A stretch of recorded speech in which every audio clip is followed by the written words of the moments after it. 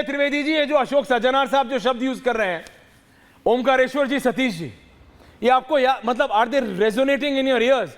क्या आप समझ पा रहे हैं? क्या हम यही शब्द भारत में नहीं सुनते?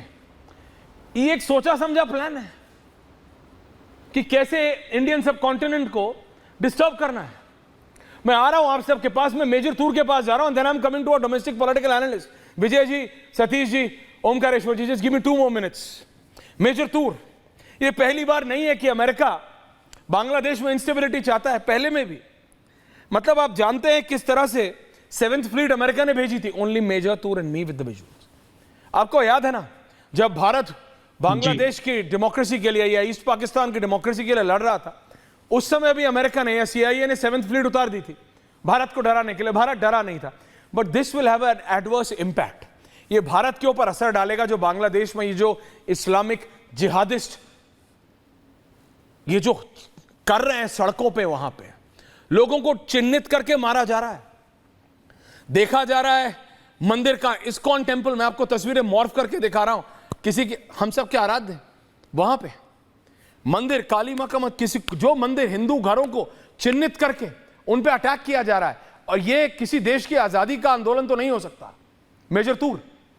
और भारत को इसमें ऐश्वर्या, मतलब जी बोलिए। ऐश्वर्या, मैं तो इतना ही, जो दृश्य देखे जा रहे हैं, मैं तो इतना ही कहूंगा कि हिंदू अब एक नया यहूदी है बांग्लादेश में। Hindu minority is looking like a social boycott, social outcast in Bangladesh. उन्हें हिंदू एजेंट्स के नाम पे मारा जा रहा है। टेम्पल्स, आपको पता ही है, कल रात इस्कॉन टेम्पल को डिस्ट्रॉय कर दिया गया है, जला दिया गया है इस्कॉन टेम्पल। और जैसे ही हम अभी बात कर रहे हैं, अभी भी वारदातें चल रही हैं।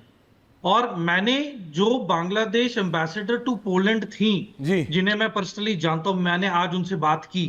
उन्होंने मुझे एक फोटो भेजी जिसमें इतना ही बोला that Hindu, Muslim, Buddh, Jain, we all are brothers and sisters and we are insuring no harm comes to anybody. पर मैंने उनसे पूछा, मेजर तूर बोलने की बात और है, लेकिन आप देखिए जो लोग कह रहे थे कल तक उनके आर्मी चीफ की इंटरिम गवर्नमेंट बन रही है, डेमोक्रेटिक प्रोसेस होगा, ये होगा, वो होगा, 24 घंटे में क्या किया दीपक वोरा साहब? 24 घंटे में क्या किया अशोक सज्जनार साहब? सिर्फ ये किया, अपनी आर्मी में जितने भी प्रो शेख हसीना ऑफिसर्स थे उनको हटा दिया, कंप्लीट टेक ओवर कर लिया।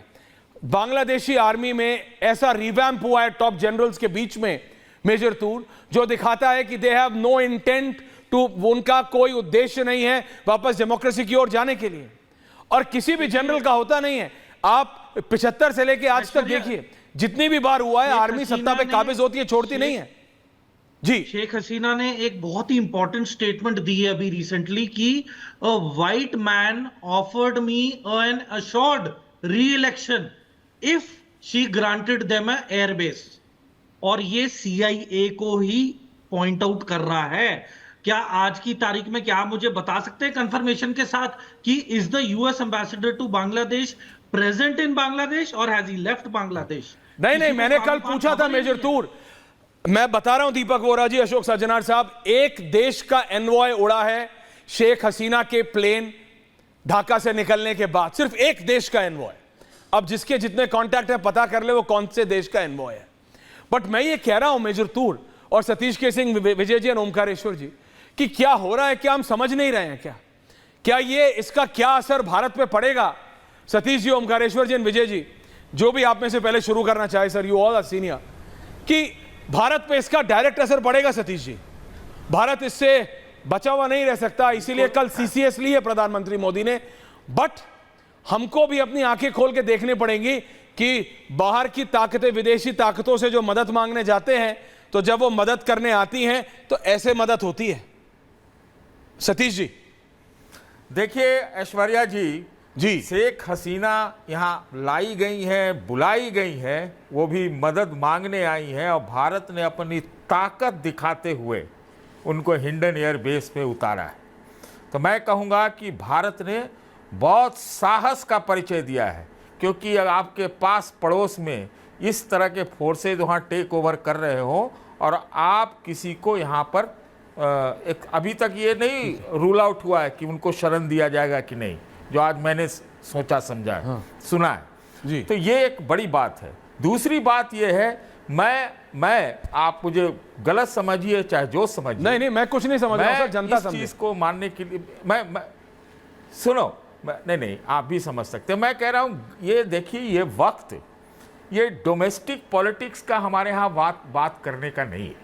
क्यों? बांग्लादेश हमारी आजादी के बाद का सबसे बड़ा ट्रॉफी है, और आज जिस प्रकार से बंगाल विजय जी को भी लाइए से लेकर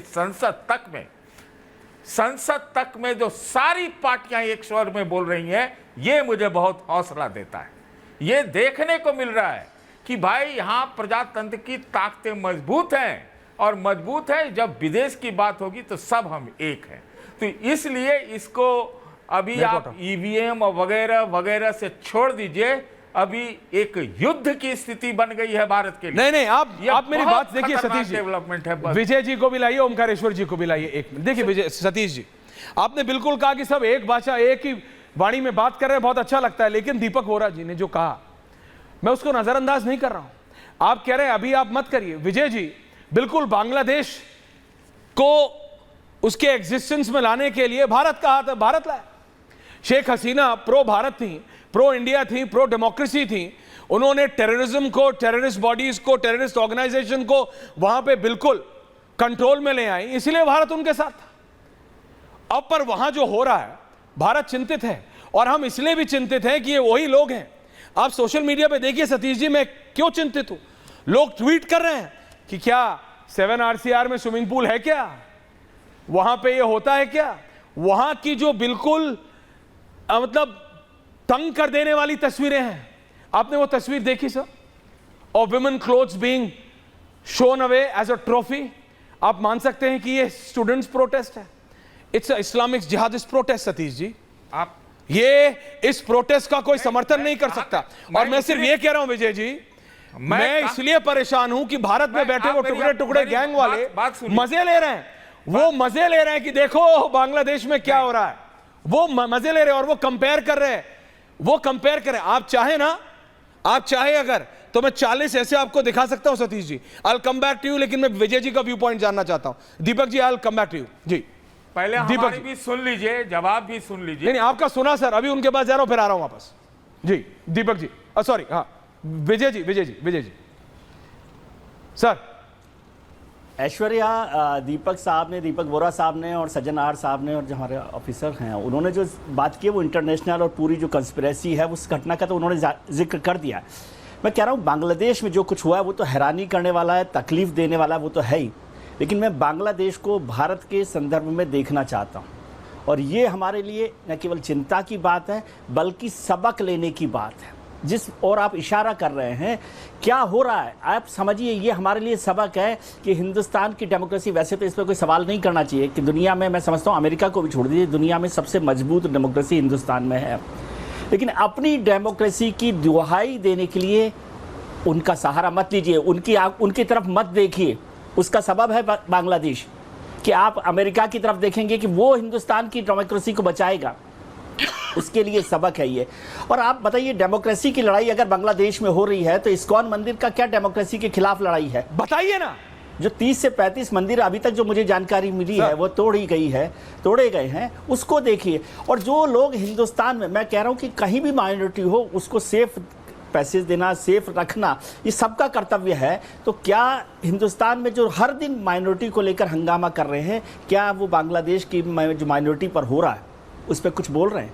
क्या हो रहा है, किस तरह से चल रहा है? सर मजे ले रहे हैं। शेख मुजीबुर रहमान की मूर्ति गिरी, प्रतिमा गिरी, तो मैं हमेशा ये मजे ले रहे हैं उसको। तो ये हमारे सबक लेने का वक्त है, इस वक्त सबक लेना चाहिए कि भाई हमें दूसरे देशों के साथ ये नहीं करना है कि हमारी जो कमजोरी है। मान लीजिए आप डेमोक्रेसी की लड़ाई 75 से 77 का जिक्र भी सज्जन हार साहब ने किया, लेकिन मैंने कहा कि उसके बाद भी 77 में हिंदुस्तान की डेमोक्रेसी ने जिसका जवाब दिया था, जिस डेमोक्रेसी को आपने हिलाने की कोशिश की थी।